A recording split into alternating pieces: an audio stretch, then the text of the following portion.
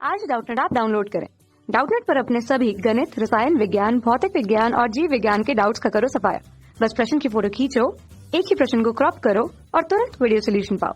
अभी डाउनलोड करें। प्रश्न दिया हुआ है कि गुप्त ऊष्मा से आप क्या समझते हैं, इसका मात्रक तथा विमीय सूत्र लिखिए। ठीक है, तो हम देखेंगे गुप्त ऊष्मा क्या होती है। तो आज हम बिल्कुल बात करेंगे गुप्त ऊष्मा के, बिल्कुल साधारण शब्दों में बात करेंगे और इसको समझेंगे उदाहरण के थ्रू। ठीक है, कि गुप्त ऊष्मा है क्या।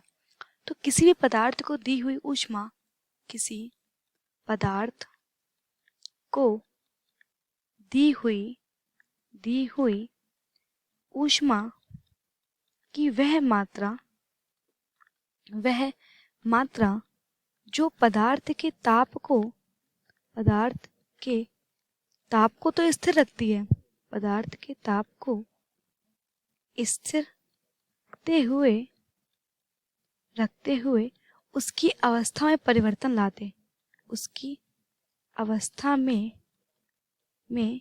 परिवर्तन लाती है, उसे कहते हैं उस पदार्थ की गुप्त ऊष्मा। तो फिर से समझिएगा कि परिभाषा कह रही है कि किसी भी पदार्थ को दी हुई वह ऊष्मा या ऊष्मा की वह मात्रा जो पदार्थ के ताप को तो नहीं बढ़ने देती है, लेकिन पदार्थ के ताप को नहीं बढ़ने देती है और स्थिर रखती है, लेकिन उस पदार्थ की अवस्था में परिवर्तन ला देती है। ठीक है, तो आज हम उदाहरण लेंगे बर्फ के टुकड़े का। ठीक है, तो ये हमारा बर्फ का टुकड़ा है। ठीक, जैसे कि देखिए हम जानते हैं कि जो हमारा बर्फ होता है तो 0 डिग्री सेल्सियस पर जो पानी होता है वो बर्फ बन जाता है। तो इसका मतलब क्या है कि जो हमारा आइस का, तुम्हारे बर्फ का जो ताप होगा वो कितना होगा, 0 डिग्री सेल्सियस होगा या 32 डिग्री फ़ारेनहाइट। ठीक है, तो 0 डिग्री सेल्सियस होगा इस बर्फ का ताप। ठीक है, तो हम क्या कर रहे हैं कि इस बर्फ के टुकड़े को हम एक बर्तन में गर्म करेंगे। तो जब हम बर्तन में गर्म करेंगे तो क्या होगा, जो हमारा बर्फ है वो क्या होगा, धीरे धीरे पिघलना शुरू होगा। और जब ये धीरे बात करें और अगर हम इस द्रव्य के ताप को देखें तो इस द्रव्य का ताप भी अभी भी क्या होगा, 0 डिग्री सेल्सियस। तो अगर देखिए सिंपल सी बात है, अगर हम इसको हम गर्म कर रहे हैं तो इसका ताप बढ़ना चाहिए, लेकिन इसका ताप नहीं बढ़ रहा है। और लेकिन ताप तो नहीं बढ़ रहा है, लेकिन क्या हो रहा है, जो हमारी बर्फ है वो पिघल करके किस में हो रही है, बर्फ पिघल के जल में परिवर्तित हो रही। और जिस समय ये पूरी बर्फ पिघल जाएगी और जब ये पूरी बर्फ पिघल जाएगी तब क्या होगा, फिर इसका तापमान बढ़ना शुरू हो जाएगा। तो इस प्रकार हमने क्या देखा कि जो हमारा बर्फ का टुकड़ा होगा वो शुरू से ही क्या कर रहा होगा, ऊष्मा को ग्रहण कर रहा होगा। और अगर ऊष्मा को ग्रहण कर रहा होगा तभी तो वो अपनी अवस्था में परिवर्तन करेगा। ठीक है, देखिए अब जो हमारा बर्फ का टुकड़ा था वो ऊष्मा को ग्रहण तो कर रहा था, लेकिन उसके पूरे पिघलने तक उसने ताप को बढ़ने नहीं दिया, है ना, ताप को बढ़ने नहीं दिया। तो इस प्रकार हम कह सकते हैं कि जो ये ऊष्मा थे, ठीक है, जो पदार्थ ग्रहण किए हुए था लेकिन ताप को नहीं बढ़ने दिया उसने, लेकिन अपनी अवस्था में परिवर्तन कर लिया। तो इस ऊष्मा को हम क्या कहेंगे, इस ऊष्मा को ही हम कहेंगे गुप्त ऊष्मा। ठीक है, तो आपको समझ में आ गया होगा कि गुप्त ऊष्मा किसे कहते हैं। अब देखते हैं कि गुप्त ऊष्मा का सूत्र क्या होता है, गुप्त ऊष्मा का मात्रक क्या है और इसका विमीय सूत्र क्या है। ठीक है, तो पहले सूत्र देख लेते हैं गुप्त ऊष्मा का।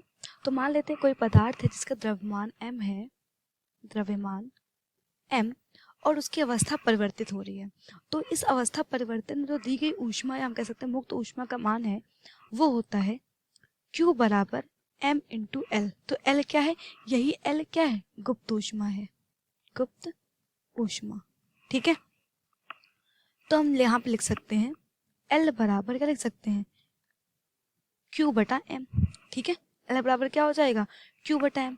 तो यहाँ पर Q क्या है, Q है हमारी मुक्त ऊष्मा या दी हुई ऊष्मा। ठीक है, तो जो ऊष्मा का अगर हम देखें विमीय सूत्र, तो ऊष्मा का विमीय सूत्र होता है m L की घात 2 T की घात -2।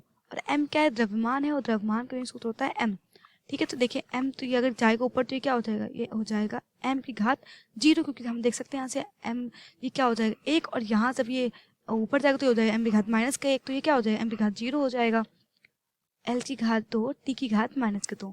तो इस प्रकार जो हमारी जो गुप्त ऊष्मा है, तो गुप्त ऊष्मा के लिए जो विमीय सूत्र आएगा वो क्या आ जाएगा, m की घात 0, L स्क्वायर और T की घात -2।